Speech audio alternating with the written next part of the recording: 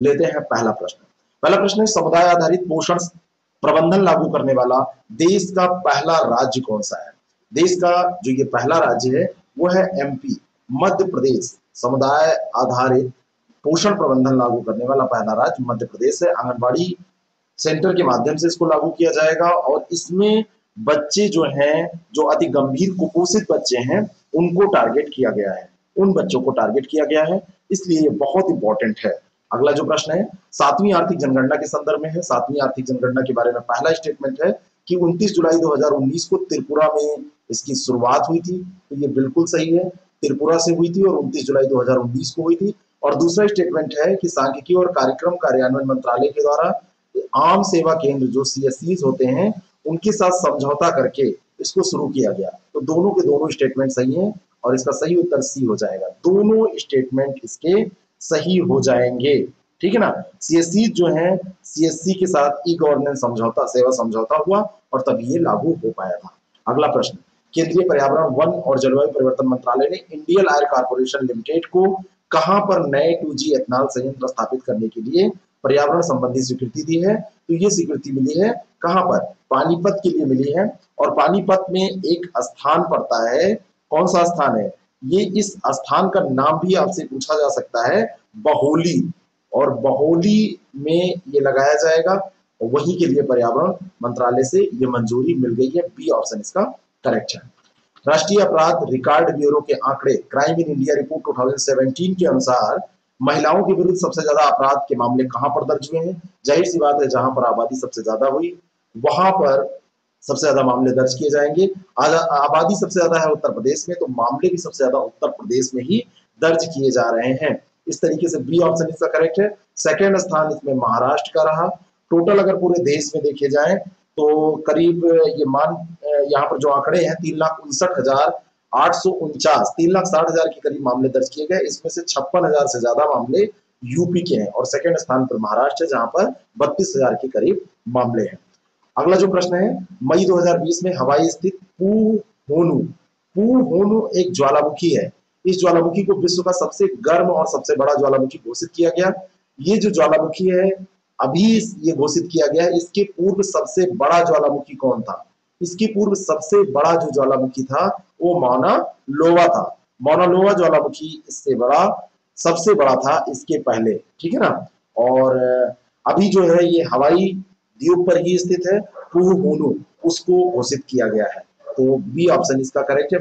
पहले था मौना लोवा और अब है पुहूनु। अगला जो प्रश्न है, फरवरी 2020 में टाइम्स हायर एजुकेशन के द्वारा the emerging economics university ranking 2020 शीर्षक से जारी रैंकिंग के अनुसार शीर्ष 4 स्थानों पर किस देश की यूनिवर्सिटीज हैं? और इस बार ये इसलिए रिपोर्ट इंपॉर्टेंट है कि इसमें 4 स्थान पर जो शीर्ष यूनिवर्सिटीज हैं उसमें चाइना की यूनिवर्सिटीज हैं और भारत का जो इंडियन इंस्टीट्यूट ऑफ साइंस है, भारतीय विज्ञान संस्थान, ये उभरती हुई अर्थव्यवस्थाओं के उसमें देखें तो 100 विश्वविद्यालयों की सूची में 16वें स्थान पर ये रहा है। तो ये भी इंपॉर्टेंट है, ध्यान रखिएगा। नेक्स्ट, 13-14 नवंबर 2019 के मध्य ब्रिक्स देशों में 11वें शिखर सम्मेलन का आयोजन कहाँ किया गया? 2019 में जो 13-14 नवंबर के बीच में ये आयोजन हुआ, ये ब्राजील की राजधानी पड़ती है ब्राजीलिया, और वहीं पर ये संपन्न हुआ। ए ऑप्शन इसका बिल्कुल करेक्ट है। और इसकी जो अध्यक्षता है वो ब्राजील के राष्ट्रपति करेंगे, जायर बोल्सोनारो, इन्होंने इसकी अध्यक्षता की, ठीक है। और इसकी जो थीम थी वो थी BRICS economic growth for an initiative future, ठीक है, ब्रिक्स नवोन्मेषी भविष्य के लिए आर्थिक विकास। अगला प्रश्न, 3 जून 2020 को केंद्रीय मंत्रिमंडल ने आवश्यक वस्तु अधिनियम में संशोधन को मंजूरी दी। इनमें से किसे आवश्यक वस्तुओं की सूची से नहीं हटाया गया है? तो इसमें चीनी को नहीं हटाया गया है, ये ध्यान रखिएगा, चीनी अभी भी शामिल है। अनाज, दाल, तिलहन, खाद्य तेल, प्याज, आलू, इन सबको आवश्यक सूची की वस्तुओं से हटा दिया गया है। चीनी जो है इसको अभी तक नहीं हटाया गया है, ये इसमें बनी हुई है। ए ऑप्शन इसका करेक्ट हो जाएगा। प्रतिष्ठित अमेरिकी पत्रिका फोर्ब्स द्वारा भारत में 100 सबसे अमीर व्यक्तियों की सूची 2020 की जो जारी की गई, इस सूची में किसे शीर्ष स्थान, जो भारत के हैं, किसे शीर्ष स्थान मिला? तो इसमें शीर्ष स्थान है मुकेश अंबानी का, है ना। और 36.8 बिलियन डॉलर की संपत्ति के साथ लगातार पूरे विश्व में देखा जाए तो ये 13वें स्थान पर बने हुए हैं इस सूची के अनुसार, और इनकी संपत्ति में बहुत तेजी से इजाफा हो रहा है, और ऐसे ही होता रहा तो एक दिन ये पूरे विश्व में सबसे बड़े आदमी आसानी से बन जाएंगे। अगला जो प्रश्न है, केंद्रीय बजट 2020-21 में पीपीपी मॉडल में राज्यों के सहयोग से कितने नए स्मार्ट सिटी विकसित करने का प्रस्ताव रखा गया है? तो 2020-21 में जो ये प्रस्ताव रखा गया था, इसमें 5 नए स्मार्ट सिटी विकसित करने का प्रस्ताव रखा गया था, 5 नवीन स्मार्ट सिटी के विकास का। ए ऑप्शन इसका बिल्कुल करेक्ट है। केंद्रीय बजट 2020-21 में स्वच्छ भारत मिशन हेतु कितने करोड़ रुपए आवंटित किए गए? ये जो आवंटन हुआ है, ये 12,300 करोड़ रुपए का आवंटन किया गया, और जल जीवन मिशन के लिए 3.6 लाख करोड़ रुपए ये आवंटित किए गए हैं। ये भी ध्यान रखिएगा, जल जीवन मिशन के लिए 3.6 लाख करोड़ रुपए आवंटित किए गए हैं, और इसको भी ध्यान रखिएगा।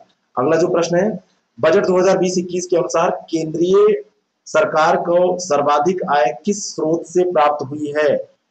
उधार और अन्य देयताओं का जो मद है, उधार एवं अन्य देयताएं, उससे सर्वाधिक राशि प्राप्त हुई है, कुल का 20% इसी से प्राप्त हुआ है। और केंद्र सरकार पर ये जो देयताएं होती हैं, सरकार को इन्हें बाद में ब्याज सहित चुकाना पड़ता है, ऐसा नहीं कि ये फ्री में मिल जाता है। अगला जो प्रश्न है, केंद्रीय बजट 2020-21 में केंद्रीय जो योजनाएं हैं, निम्नलिखित योजनाओं में से किसका सर्वाधिक बजट आवंटन था? किस पर सबसे ज्यादा बजट आवंटन किया गया? तो प्रधानमंत्री किसान सम्मान निधि, इस पर सबसे ज्यादा, ये जो चारों दी हुई है इनमें सबसे ज्यादा बजट इसी पर आवंटित है टोटल में, ठीक है, ध्यान रखिएगा। नेक्स्ट क्वेश्चन, मानव विकास सूचकांक 2019 की 189 देशों की सूची में शीर्ष देश नॉर्वे है तथा अंतिम देश नाइजर है। मानव विकास का जो सूचकांक रहा, भारत का इसमें कौन सा सूचकांक है में स्थान है? 2019 का ये सूचकांक जो जारी हुआ उसकी बात हो रही है, इसमें भारत का 129वां स्थान है।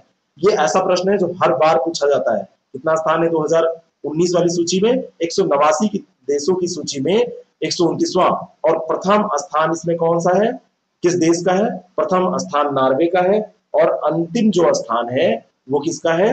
वो है नाइजर का। तो दोनों ना से है, नॉर्वे और नाइजर। अगला जो प्रश्न है, पहली बार निजी क्षेत्र की अंतरिक्ष कंपनी स्पेस एक्स का अंतरिक्ष यान द क्रू ड्रैगन कितने अंतरिक्ष यात्रियों को लेकर अंतरिक्ष जो स्टेशन है, अंतरराष्ट्रीय अंतरिक्ष स्टेशन, उसके लिए फ्लोरिडा स्थित कैनेडी अंतरिक्ष स्टेशन से लॉन्च किया गया? तो ये 2 अंतरिक्ष यात्रियों को लेकर गया था, ठीक है ना, 2 अंतरिक्ष यात्रियों को लेकर गया था। बहुत ज्यादा इंपॉर्टेंट ये प्रश्न है। अगला जो प्रश्न है, 11 से 13 फरवरी 2020 के मध्य दूसरा बिम्स्टेक आपदा प्रबंधन अभ्यास कहां पर आयोजित किया गया? और ये जो अभ्यास आयोजित हुआ फरवरी में, ये अभ्यास आयोजित हुआ भुवनेश्वर में। सी ऑप्शन इसका बिल्कुल करेक्ट है। कहां पर आयोजित हुआ? भुवनेश्वर में। और भुवनेश्वर कहां है? उड़ीसा में। और a cultural heritage site that suffers severe damage in the earthquake and flooding are strong, ये इसकी थीम थी।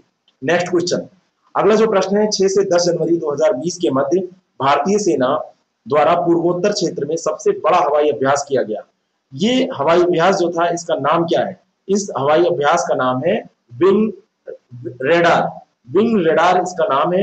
ए ऑप्शन इसका बिल्कुल करेक्ट है।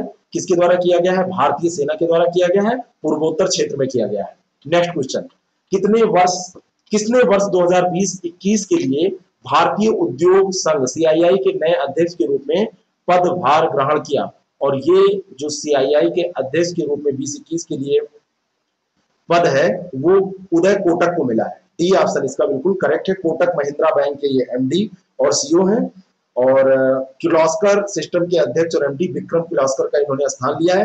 पहले विक्रम किर्लोस्कर थे, अब उदय कोटक हो गए सीआईआई के अध्यक्ष 2020-21 के लिए।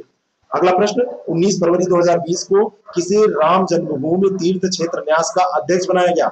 बहुत ही ज्यादा इंपॉर्टेंट क्वेश्चन है। महंत नित्य गोपाल दास, इनको अध्यक्ष बनाया गया। किसका? जन्मभूमि तीर्थ क्षेत्र का जो न्यास है उसका।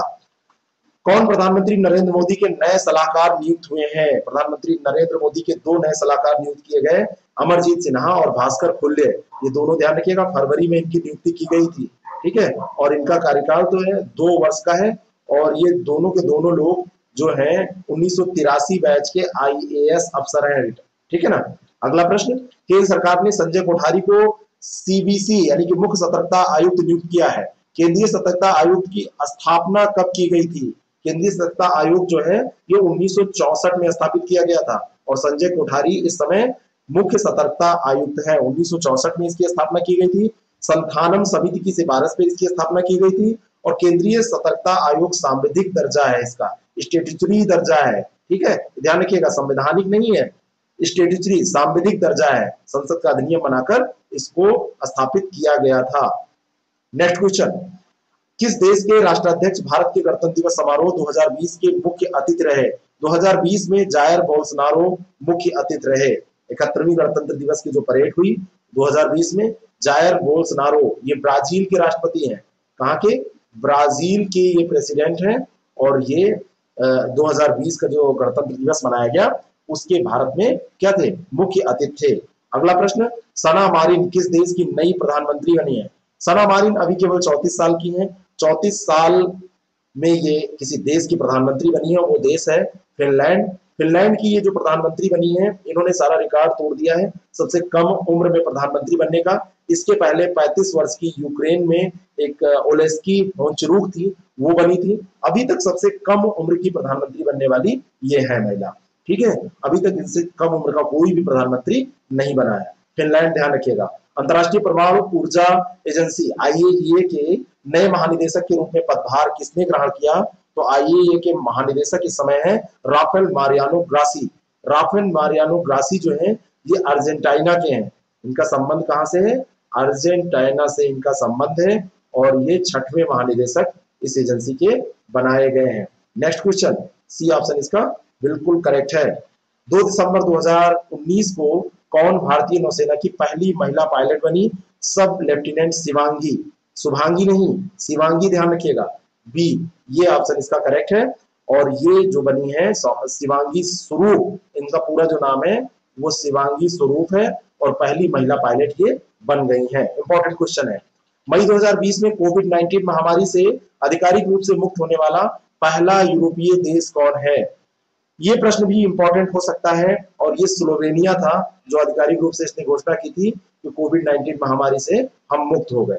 अगला प्रश्न, भारत में किस राज्य में नोवेल कोरोना वायरस का पहला मामला प्रकाश में आया था? तो ये केरला में आया था। नेक्स्ट क्वेश्चन, डी ऑप्शन इसका बिल्कुल करेक्ट है। बाकी अभी तो सब चल ही रहा है।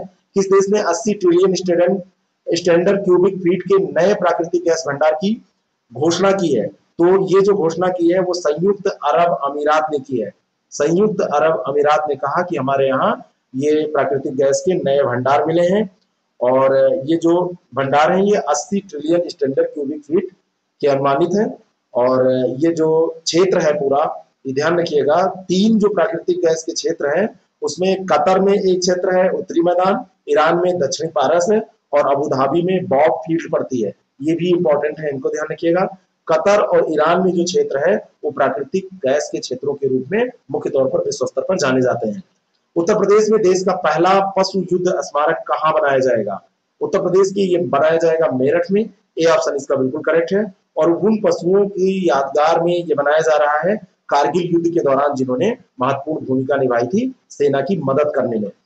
भारत में पहली बार पशु किसान क्रेडिट कार्ड कहाँ वितरित किया गया?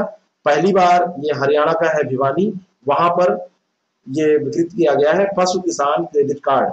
बी ऑप्शन इसका बिल्कुल करेक्ट है। 101 पशुपालक किसानों को ये पशु किसान क्रेडिट कार्ड वहां पर दिया गया। संशोधित नागरिकता संशोधन अधिनियम सीएए 2019 के विरुद्ध प्रस्ताव पारित करने वाला देश का पहला राज्य कौन सा है? तो केरल ने यह प्रस्ताव पारित किया था। डी ऑप्शन इसका बिल्कुल करेक्ट है। उत्तर प्रदेश में पहला गिद्ध संरक्षण एवं प्रजनन क्षेत्र किस जिले में स्थापित किया जाएगा? तो यूपी में ये महाराजगंज में स्थापित किया जाएगा, ऐसी घोषणा की गई। नवंबर 2019 की ये न्यूज है, नवंबर 2019 में ये किया गया था।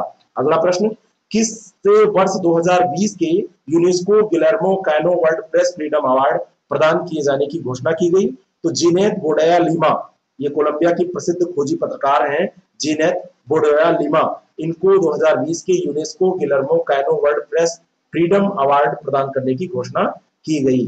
ठीक है ना, तो ए ऑप्शन इसका बिल्कुल करेक्ट है। नेक्स्ट क्वेश्चन, अप्रैल 2020 में किसे पशुओं के अधिकारों के लिए लड़ने वाली संस्था पेटा इंडिया द्वारा हीरो टू एनिमल्स अवार्ड 2020 से सम्मानित किया गया?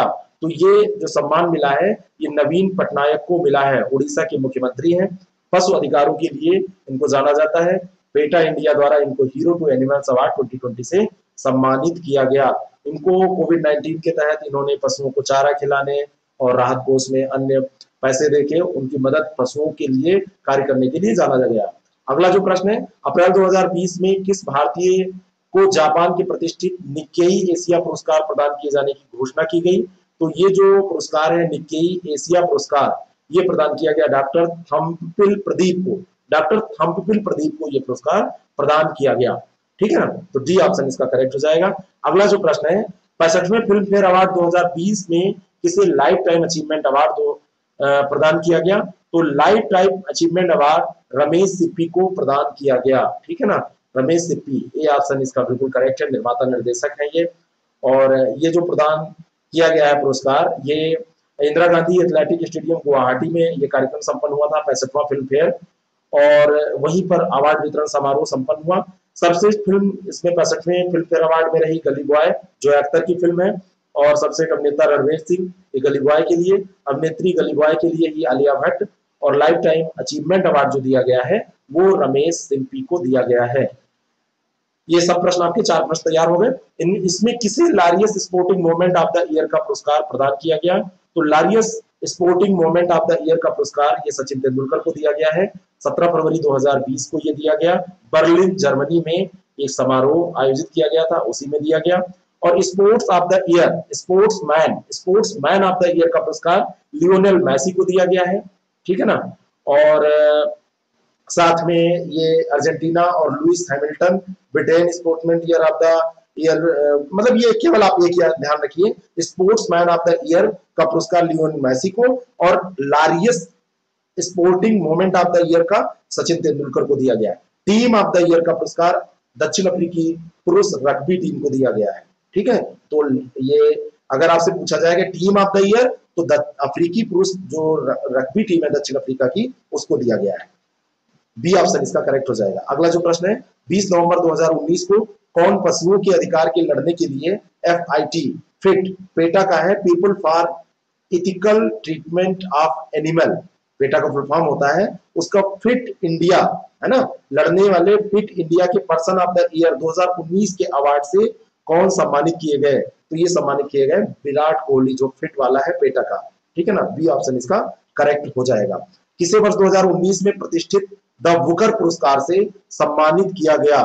तो द बुकर पुरस्कार मार्गरेट एटवुड और बेर्नार्डाइन एवारिस्टो को दिया गया। मार्गरेट एटवुड और बेर्नार्डाइन एवारिस्टो को दिया गया। ए ऑप्शन इसका बिल्कुल करेक्ट है। नेक्स्ट क्वेश्चन, किसी वर्ष 2019 के नोबेल शांति पुरस्कार प्रदान किए जाने की घोषणा की गई? तो 2019 का जो ये पुरस्कार घोषणा की गई या प्रदान किया गया, तो ये अबी अहमद अली को दिया गया है। अबी अहमद अली इथोपिया के प्रधानमंत्री हैं और अंतर्राष्ट्रीय शांति और सहयोग के लिए इनको जाना जाता है। इन्होंने प्रयास किया और इरिट्रिया के साथ शांति स्थापित, जो कि इथोपिया का शत्रु देश था, इसके लिए इनको ये पुरस्कार दिया गया है। बी ऑप्शन इसका बिल्कुल करेक्ट है।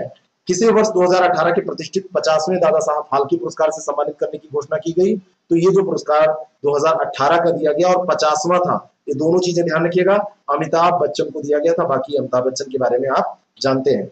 किस राज्य में ऑनलाइन स्वरोजगार संगम कार्यक्रम शुरू किया गया? तो ऑनलाइन स्वरोजगार संगम कार्यक्रम शुरू किया गया उत्तर प्रदेश में। बी ऑप्शन इसका करेक्ट है। उत्तर प्रदेश के मुख्यमंत्री योगी आदित्यनाथ ने ऑनलाइन स्वरोजगार संगम कार्यक्रम का शुभारंभ किया। उद्यमियों को इसमें ऑनलाइन ऋण और उनकी जो स्वरोजगार करने की मदद है वो की जाएगी। अगला जो प्रश्न है, किस राज्य ने FIR आपके द्वार योजना को शुरू किया? तो ये राज्य है मध्य प्रदेश, उत्तर प्रदेश नहीं है, ध्यान रखिएगा। ये राज्य कौन सा है? मध्य प्रदेश। डी ऑप्शन इसका बिल्कुल करेक्ट है। किसके द्वारा गरुड़ नामक पोर्टल लॉन्च किया गया? तो जो गरुड़ पोर्टल है ये नागरिक उड्डयन महानिदेशालय, गरुड़ एक समझ लीजिए कि जहाज की तरह आप इसको मानिए, गरुड़ सवारी होते हैं ना, किसकी सवारी होते हैं कमेंट करके बताना। तो ये गरुड़ नामक जो पोर्टल लॉन्च किया गया है ये नागरिक उड्डयन महानिदेशालय के द्वारा लॉन्च किया गया है। सी ऑप्शन इसका बिल्कुल करेक्ट है। अगला जो प्रश्न है, जम्मू कश्मीर में ऊंच बहुउद्देशीय परियोजना किस नदी पर निर्मित की जाएगी? तो ऊंच जो बहुउद्देशीय परियोजना है ये रावी की सहायक नदी है। ऊंच किसकी? रावी की सहायक है। रावी की ये सहायक नदी ऊंच है और इसी पे ऊंच परियोजना चलाई जाएगी। डी ऑप्शन इसका बिल्कुल सही है, इसी पे निर्मित की जाएगी। जल जीवन मिशन के तहत हिमालयी और पूर्वोत्तर राज्यों के लिए केंद्र और राज्यों के बीच अंशदान का अनुपात कितना है? अंशदान का जो अनुपात है वो है 90-10, ठीक है ना। हिमालयी और पूर्वोत्तर राज्यों के लिए जो केंद्र सरकार करेगी वो 90 करेगी, और ये जो राज्य होंगे वो 10 करेंगे। बाकी अन्य राज्यों के लिए ये 50-50 वाला रेशियो रखा गया है, ठीक है ना। अगर 100 रुपए खर्च होंगे तो हिमालयी और पूर्वोत्तर राज्य में 90 केंद्र सरकार करेगी, 10 राज्य करेंगे, बाकी अन्य स्टेट में 50-50 वाला रेशियो रखा गया है। मार्च 2020 में प्रमुख बंदरगाह प्राधिकरण विधेयक 2020 को किस अधिनियम के तहत स्थान पर लाया गया? तो इसके पहले बंदरगाह ट्रस्ट अधिनियम 1963 हुआ करता था, उसके स्थान पर बंदरगाह प्राधिकरण विधेयक 2020 लाया गया है। बी ऑप्शन इसका करेक्ट है। नेक्स्ट क्वेश्चन, राष्ट्रपति डोनाल्ड ट्रंप महाभियोग का सामना करने वाले अमेरिका के राष्ट्रपति हैं। किस क्रम के राष्ट्रपति हैं? ये तीसरे। दो राष्ट्रपति और इसके पहले हुए हैं, रिचर्ड निक्सन 1974 में, और उससे पहले 1868 में एंड्रू जॉनसन, ठीक है ना। तो है ना, यहाँ पे ये ध्यान रखिएगा 1868 में जो हुआ था वो एंड्रू जॉनसन के, और वर्ष 1998 में बिल क्लिंटन के विरुद्ध महाभियोग की प्रक्रिया शुरू हुई थी, लेकिन दोनों ही बार राष्ट्रपति को सत्ता से हटाया नहीं जा सका। ये तीसरी बार था जब डोनाल्ड ट्रंप के तहत के खिलाफ महाभियोग लाया गया था। वर्ष 1974 में रिचर्ड निक्सन थे, उन पर एक विरोधी की जासूसी करने का आरोप लगा, इसे वाटरगेट स्कैंडल का नाम दिया गया था। ये अलग एक न्यूज है। तो 3 में ये नाम ध्यान रखिएगा, एंड्रू जॉनसन और बिल क्लिंटन, बाद में ये तीसरे हैं राष्ट्रपति डोनाल्ड ट्रंप। तो सी ऑप्शन इसका बिल्कुल करेक्ट हो जाएगा। अगला जो प्रश्न है, केंद्रीय मंत्रिमंडल ने मेडिकल टर्मिनेशन ऑफ प्रेगनेंसी संशोधन विधेयक 2020 को मंजूरी प्रदान की है। इस विधेयक के अंतर्गत गर्भपात कराने की सीमा को बढ़ाकर कितने सप्ताह कर दिया गया है? पहले जो ये हुआ करता था ये 20 सप्ताह हुआ करता था, अब इसको बढ़ाकर 20 सप्ताह से 24 सप्ताह कर दिया गया है।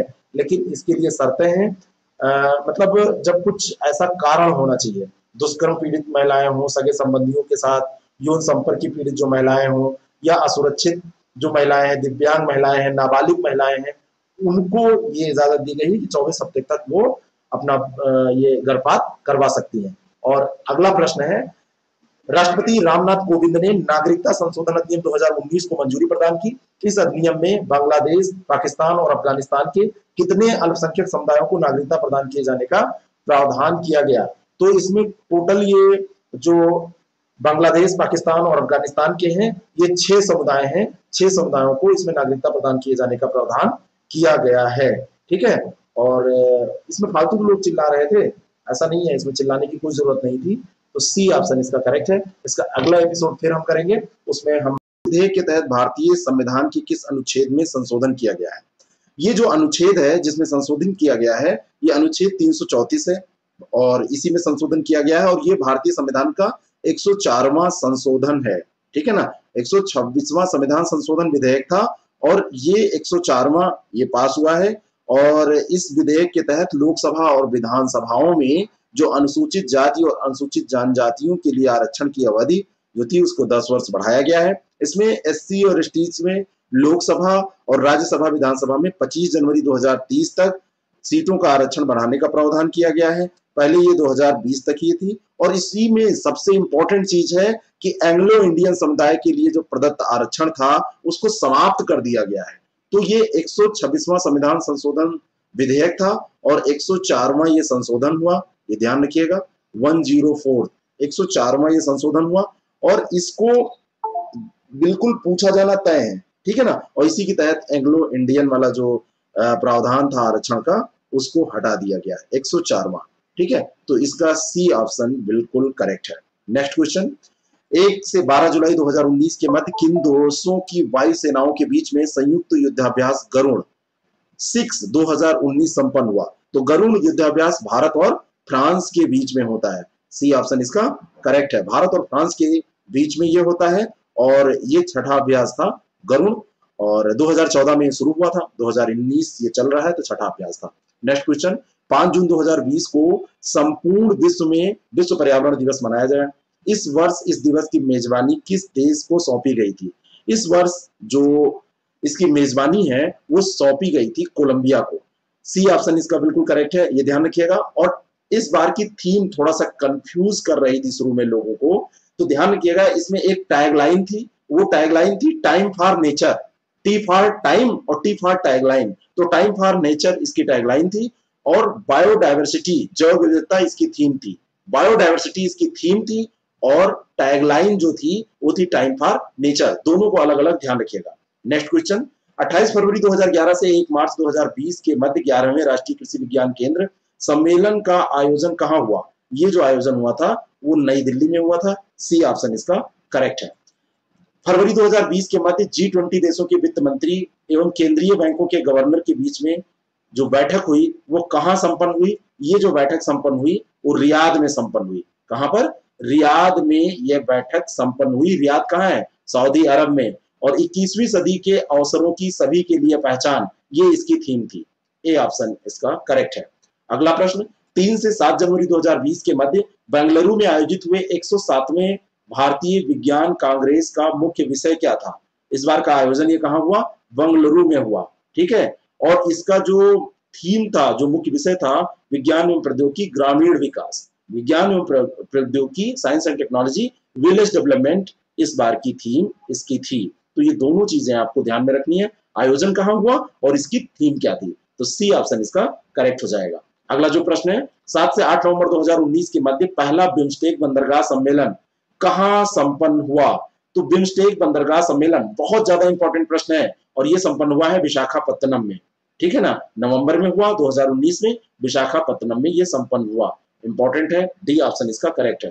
जलवायु परिवर्तन पर 29वीं बेसिक मतलब ब्राजील, साउथ अफ्रीका, इंडिया और चाइना, इनकी बैठक कहां पर संपन्न हुई?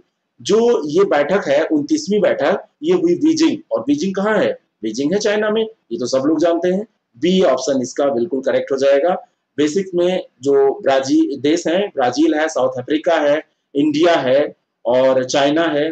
ठीक है, ये बेसिक्स के कंट्री हैं और ministerial meeting on climate change ये संपन्न की गई है। अगला जो प्रश्न है, सिरुई तिली महोत्सव किस राज्य में संपन्न हुआ? सिरुई तिली महोत्सव, जो सिरुई तिली महोत्सव है ये राज्य स्तरीय महोत्सव है और इसका जो आयोजन होता है वो मणिपुर में होता है। ए ऑप्शन इसका बिल्कुल करेक्ट है। मणिपुर का जो पर्यटन विभाग था उसने इसको आयोजित कराया था। अगला प्रश्न, 7 फरवरी 2020 को लखनऊ में आयोजित डेफ एक्सपो 2020 के दौरान उत्तर प्रदेश सरकार और निजी कंपनियों के मध्य कितने समझौतों पर हस्ताक्षर किए गए? तो ये भी बहुत इंपॉर्टेंट है। अभी ये फरवरी में ही हुआ था और ये समझ लीजिए कि पेपर में छप चुका होगा, ऐसा प्रश्न मुझे लगता है। तो 23 समझौतों पर हस्ताक्षर हुए थे और इसमें विदेशी कंपनियां भी शामिल हैं। डेफ एक्सपो है क्योंकि, तो निजी कंपनियां, डेफ एक्सपो में बहुत सारी विदेशी कंपनियां भी आई थी, लेकिन निजी कंपनियां और उत्तर प्रदेश सरकार के बीच में कितना हुआ है ये इसमें इंपॉर्टेंट है। अगला जो प्रश्न है 61 नंबर प्रश्न, 15 जनवरी 2020 को भारत और किस देश के बीच रक्षा सहयोग बढ़ाने हेतु समझौता ज्ञापन पर हस्ताक्षर किए गए? तो जनवरी में ये जो समझौता ज्ञापन पर हस्ताक्षर हुए थे वो फिनलैंड के साथ में हुए थे। बी ऑप्शन इसका बिल्कुल करेक्ट है, भारत और फिनलैंड के बीच में ये हुए थे। और यहाँ पर एक रायसीना डायलॉग भी इसमें आयोजित हुआ था, दिल्ली में बैठक हुई थी, रायसीना हिल्स पे हमारा राष्ट्रपति भवन स्थित है, ध्यान रखिएगा। ये जो समझौते हुए हैं उत्पादन, खरीद, अनुसंधान, रक्षा संबंधी सामग्री, इन सब पर हुए हैं। अगला जो प्रश्न है, 21वें भारतीय विधि आयोग के अध्यक्ष कौन है?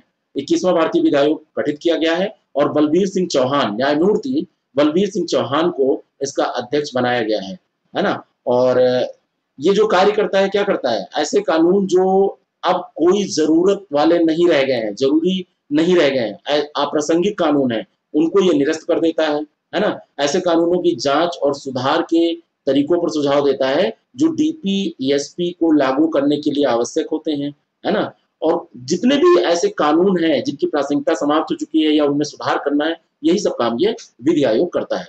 अगला जो प्रश्न है, अप्रैल 2020 में किस खिलाड़ी को विश्व वन्यजीव कोष WWF भारत के पर्यावरण शिक्षा कार्यक्रम का राजदूत नियुक्त किया गया? इस प्रश्न का सही उत्तर है एक व्यक्ति का नाम जो शतरंज का बहुत बड़ा शहंशाह है, 5 बार का विश्व चैंपियन रह चुका है, विश्वनाथन आनंद। बी ऑप्शन इसका करेक्ट है। भारत के जो WWF का पर्यावरण शिक्षा कार्यक्रम है उसका राजदूत, WWF इंडिया का राजदूत इनको नियुक्त किया गया है।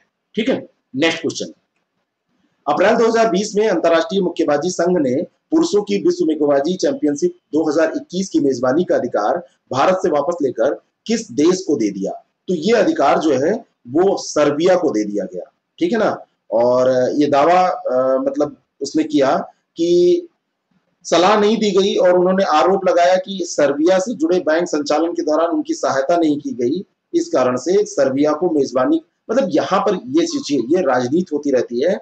और इसमें ये इंपॉर्टेंट है कि ये जो टूर्नामेंट होने वाला है, सर्बिया को मेजबानी का अधिकार सौंपा गया है और अब ये टूर्नामेंट सर्बिया में अगले साल आयोजित होगा, ठीक है ना। बस। और बीआईएफ जो है, बीएफआई जो भारत का मुक्केबाजी संघ है, वो ये कह रहा था कि उसमें कोई ऐसी बातें नहीं उसके सामने आई नहीं, तो वो क्या करे। खैर, ये सब बवाल में आपको नहीं पढ़ना है, ये राजनीति है। ए ऑप्शन इसका करेक्ट है। अगला जो प्रश्न है, 9 से 22 जनवरी 2020 के मध्य खेलो इंडिया यूथ गेम 2020 इसका तीसरा संस्करण आयोजित किया जा रहा है, मतलब आयोजित किया गया 22 जनवरी 9 से 22 जनवरी के मध्य किया गया। तो ये आयोजन कहाँ हुआ था, खेलो इंडिया यूथ गेम्स 2020 का? तो ये आयोजन गुवाहाटी में हुआ था। और गुवाहाटी कहाँ है? गुवाहाटी आपको पता है कहाँ है? अगर ये नहीं पता है तो गलत बात है, आपको पता होनी चाहिए, है ना।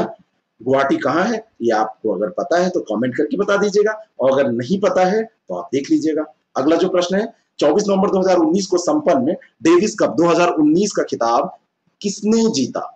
तो डेविस कप का खिताब इस बार किसने जीता है? ये जीता है स्पेन ने। ए ऑप्शन इसका बिल्कुल करेक्ट है। नवंबर 2019 में ये कप हुआ था, टेनिस कप है, पुरुष वर्ग की ये सबसे प्रतिष्ठित टीम प्रतियोगिता है डेविस कप। इसका 108वां संस्करण अभी आयोजित किया गया था और स्पेन में ही संपन्न हुआ था। कनाडा हारा है और स्पेन इसमें जीता है। हारा कौन है? कनाडा इसमें हारा है। अगला जो प्रश्न है, 4 नवंबर 2019 को संपन्न देवधर ट्रॉफी 2019-20 का खिताब किसने जीता? तो देवधर ट्रॉफी का खिताब इंडिया सी ने जीता। सी ऑप्शन इसका बिल्कुल करेक्ट है। सी ऑप्शन पे भी दिया है, लेकिन कभी कभी हो सकता है इंडिया सी ए ऑप्शन पे दिया हो, तो ऐसे प्रश्नों को बहुत देखकर आपको टिक करना चाहिए। अगला प्रश्न, मई 2020 में चर्चित इवेंट बोट क्या है? इवेंट बोट क्या है? इवेंट बोट जो ये चर्चा में आया, इवेंट बोट एक बैंकिंग वायरस है। मई 2020 में ये चर्चा में आया था और भारतीय कंप्यूटर इमरजेंसी रिस्पांस टीम ने बैंकिंग वायरस के संदर्भ में चेतावनी भी जारी की थी। और मोबाइल मालवेयर है ये इवेंट बोट, और बैंकों से जुड़ी जानकारियां ये चुराता है। तो इवेंट बोट जो है ये क्या है? Banking virus. पूछा जा सकता है, मोस्ट इंपॉर्टेंट क्वेश्चन की कैटेगरी में इसको रखिएगा। अगला प्रश्न, मई 2020 में केंद्र सरकार ने किस मंदिर का पूर्णतः सौरीकरण करने की घोषणा की कि यह मंदिर पूर्णतः सौरीकृत कर दिया जाएगा? यह है कोणार्क का सूर्य मंदिर। सी ऑप्शन इसका बिल्कुल करेक्ट है। कोणार्क का जो सूर्य मंदिर है उसको 1984 में यूनेस्को की विश्व धरोहर के रूप में मान्यता दी गई थी और नरसिंह देव प्रथम ने इसका निर्माण कराया था, ठीक है। गंगवंश का शासक था। अगला जो प्रश्न है, भारत का पहला राज्य कौन है जिसने लोगों को मुफ्त और कैशलेस सुरक्षा बीमा प्रदान करने की घोषणा की है? और ऐसा करने वाला राज्य है महाराष्ट्र। डी ऑप्शन इसका करेक्ट है। सभी नागरिकों को, राज्य के जो नागरिक हैं उनको स्वास्थ्य योजनाओं का लाभ देने के लिए निःशुल्क और कैशलेस बीमा ये इसने शुरू किया है। अगला प्रश्न, अप्रैल 2020 में किस राज्य सरकार ने 1 वर्ष तक के लिए सरकारी वाहनों की खरीद पर प्रतिबंध लगा दिया है? 1 वर्ष तक के लिए प्रतिबंध लगा दिया। कौन सी ऐसी सरकार है? और ये सरकार है हरियाणा। हरियाणा सरकार ने 1 वर्ष तक के लिए सरकारी वाहनों की खरीद पर प्रतिबंध लगा दिया, ठीक है ना। तो सी ऑप्शन इसका बिल्कुल करेक्ट है। कोविड-19 के लिए कुल पूल परीक्षण शुरू करने वाला भारत का पहला राज्य कौन सा है? पूल परीक्षण जो होते हैं इसके अंतर्गत, उसको शुरू करने वाला भारत का पहला राज्य कौन है? ये पहला राज्य है उत्तर प्रदेश। वैसे कोविड-19 के संदर्भ में उत्तर प्रदेश को माना जाता है कि यहाँ का जो मॉडल रहा है कंट्रोल करने का, वो बहुत अच्छा रहा है, क्योंकि यहाँ पर जो मृत्यु दर है वो बहुत कम है। इसी कारण से गवर्नमेंट एग्जाम भी करा रही है कि कोई मृत्यु दर वगैरह तो है नहीं, तो क्या दिक्कत है। खैर, अगला जो प्रश्न है, समाज के प्रति डॉक्टरों के समर्पण और प्रतिबद्धता के लिए कृतज्ञता और आभार व्यक्त करने हेतु भारत में प्रत्येक वर्ष राष्ट्रीय चिकित्सक दिवस, इस बार अगर कोई पेपर सेट कर रहा होगा तो चिकित्सक की याद उसको आए बिना नहीं रह सकती है। ये पूरा साल चिकित्सक और नर्सों के लिए डेडिकेटेड रखना चाहिए हम लोगों को, क्योंकि उन्होंने ही सबसे ज्यादा अपनी जान जोखिम में डालकर हमारी रक्षा की है। 1 जुलाई को ये मनाया जाता है। ए ऑप्शन इसका करेक्ट है। किस एशियाई देश ने कोरोना वायरस के प्रसार के बीच सभी वन्यजीवों के आयात पर प्रतिबंध लगा दिया? ये देश कौन सा है? ये जो देश है ये वियतनाम है। बी ऑप्शन इसका बिल्कुल करेक्ट है। अगला प्रश्न, किस भारतीय राज्य या केंद्र शासित प्रदेश द्वारा 2021 में खेलो इंडिया यूथ गेम्स के चौथे संस्करण की मेजबानी की जाएगी। तो ये चौथा संस्करण जो खेलो इंडिया यूथ गेम का होगा 2021 का, उसकी मेजबानी हरियाणा के द्वारा की जाएगी। ठीक है ना, हरियाणा के पंचकुला में ये आयोजित होगा। डी ऑप्शन इसका बिल्कुल करेक्ट है। अगला प्रश्न है, राफेल जेट लड़ाकू विमान की खरीद भारत ने किस देश से की है? और ये प्रश्न कभी भी पूछा जा सकता है। ये फ्रांस से खरीदा गया है भारत में। अगला जो प्रश्न है, विश्व का सबसे बड़ा गैर ध्रुवीय ग्लेशियर कौन सा है? बहुत ही इंपॉर्टेंट प्रश्न है। फेदेचेंको ग्लेशियर जो है ये विश्व का सबसे बड़ा गैर ध्रुवीय ग्लेशियर है। ताजिकिस्तान में ये स्थित है। ताजिकिस्तान में ये स्थित ग्लेशियर है, ध्यान रखिएगा। ए ऑप्शन इसका बिल्कुल करेक्ट है। अगला जो प्रश्न है, भारत में किस संस्थान ने वित्तीय स्थिरता रिपोर्ट जारी की? तो भारत में भारतीय रिजर्व बैंक जो है ना, रिजर्व बैंक ऑफ इंडिया, जिसको आरबीआई के नाम से जाना जाता है, इसने वित्तीय स्थिरता रिपोर्ट जारी की है। यही वित्तीय स्थिरता रिपोर्ट जारी करता है। ठीक है। अगला जो प्रश्न है, वह राज्य जिसके राज्य पक्षी को अंतर्राष्ट्रीय प्रकृति संरक्षण संघ आईयूसीएन रेड लिस्ट में गंभीर रूप से लुप्तप्राय प्रजातियों के तहत सूचीबद्ध किया गया। तो ये जो सूचीबद्ध किया गया है वो है ग्रेट इंडियन बस्टर्ड। ये राजस्थान का राज्य पक्षी है। तो आपको अगर ये पता होगा कि राजस्थान का राज्य पक्षी कौन सा है और किसे घोषित किया गया है, तभी आप इस प्रश्न का उत्तर दे पाएंगे। बी ऑप्शन इसका बिल्कुल करेक्ट है। ANA-6 सेकंड अनासिस सेकंड उपग्रह का प्रक्षेपण किस देश के द्वारा किया गया? ये जो प्रक्षेपण किया गया है ये दक्षिण कोरिया के द्वारा किया गया। उत्तर कोरिया के साथ ये बैलेंस बनाने के लिए ऐसा कर रहा है। अगला जो प्रश्न है, किस भारतीय मूल की नर्स को कोविड-19 सेवाओं के लिए सिंगापुर के राष्ट्रपति पुरस्कार से सम्मानित किया गया है? तो ये है कला नारायण सामी।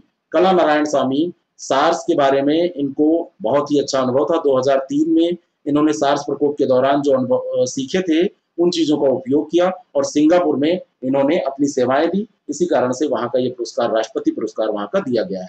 अगला जो प्रश्न है, किस भारतीय वैक्सीन निर्माता द्वारा ऑक्सफोर्ड यूनिवर्सिटी एस्ट्राजेनेका द्वारा विकसित कोविड-19 वैक्सीन कैंडिडेट का परीक्षण शुरू किया गया? तो ये सीरम इंस्टीट्यूट ऑफ इंडिया है, यही यहाँ पे डेवलपमेंट कर रही है। देखिए क्या होता है। अभी तो रसिया की वैक्सीन आने वाली है, सुना जा रहा है 1-2 दिन में, 12 अगस्त को आ जाएगी। फिर अक्टूबर से इसका वैक्सीनेशन भी स्टार्ट कर दिया जाएगा। लेकिन वैक्सीन आ जाने भर से ही कुछ नहीं होने वाला है, ध्यान रखिएगा। अगला जो प्रश्न है, N95 मास्क उन कणों को फिल्टर करता है जिनका आकार कितना होता है? 300 नैनोमीटर से कम होता है, उनको वो फिल्टर करने में सक्षम होता है। सी ऑप्शन इसका बिल्कुल करेक्ट है। प्रवासी रोजगार ऐप किसके द्वारा लॉन्च किया गया? ये अगला प्रश्न है। और ये ऐप लॉन्च किया गया सोनू सूद के द्वारा। अभिनेता है सोनू सूद और इन्होंने लॉकडाउन के तहत बहुत सारे मजदूरों को एसी बस से भेजा था महाराष्ट्र से उनके गंतव्य स्थान तक, इसके लिए जाने जाते हैं।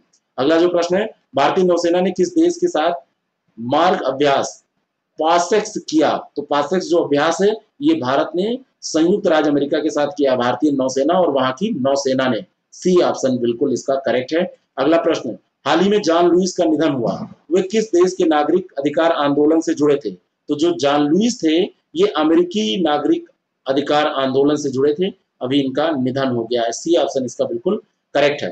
फॉर्म 26AS जिसे हाल ही में समाचारों में देखा गया था, किस संगठन से संबंधित दस्तावेज है? ये केंद्रीय प्रत्यक्ष कर बोर्ड से संबंधित दस्तावेज है ना, जो सेंट्रल बोर्ड ऑफ कौन सा है, डायरेक्ट टैक्स, उससे ये रिलेटेड है, प्रत्यक्ष कर बोर्ड से ये रिलेटेड है। अगला प्रश्न, दूरसंचार विवाद निपटान और अपीलीय न्यायाधिकरण टीडी सैट के अध्यक्ष कौन है? तो टीडी सैट के जो अध्यक्ष बनाए गए हैं वो न्यायमूर्ति शिव कीर्ति सिंह को बनाया गया है। ठीक है ना, पूर्व जज ये रहे हैं जस्टिस शिव कीर्ति सिंह, तो इनको बनाया गया है। सी ऑप्शन इसका बिल्कुल करेक्ट है।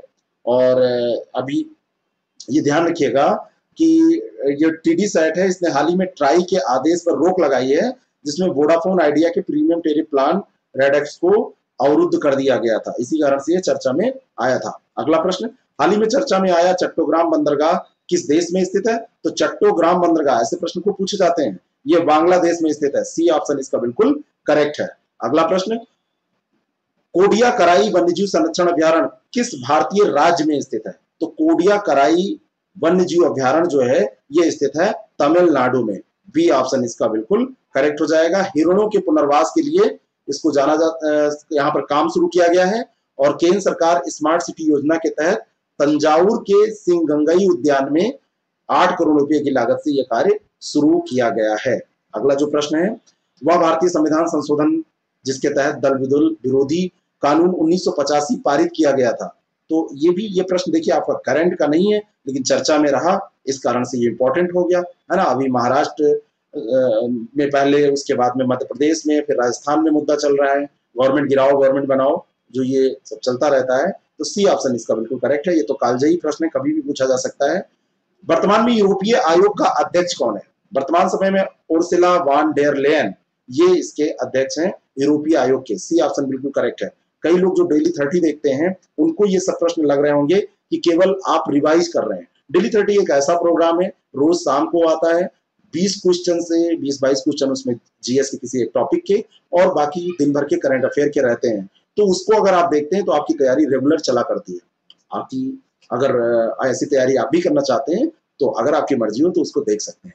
अगर आप नए हैं तो इस चैनल को सब्सक्राइब कर सकते हैं, वीडियो देखते हुए इसको लाइक भी कर सकते हैं, और अगर आपको और अच्छा लगता है तो इसको शेयर भी कर सकते हैं। अगर आप किसी परीक्षा की, अन्य परीक्षा की तैयारी कर रहे हैं बीओ के अलावा, आरओ या आरओ पीसीएस, तो उसकी टेस्ट सीरीज और क्रैश कोर्स भी हमसे ज्वाइन कर सकते हैं।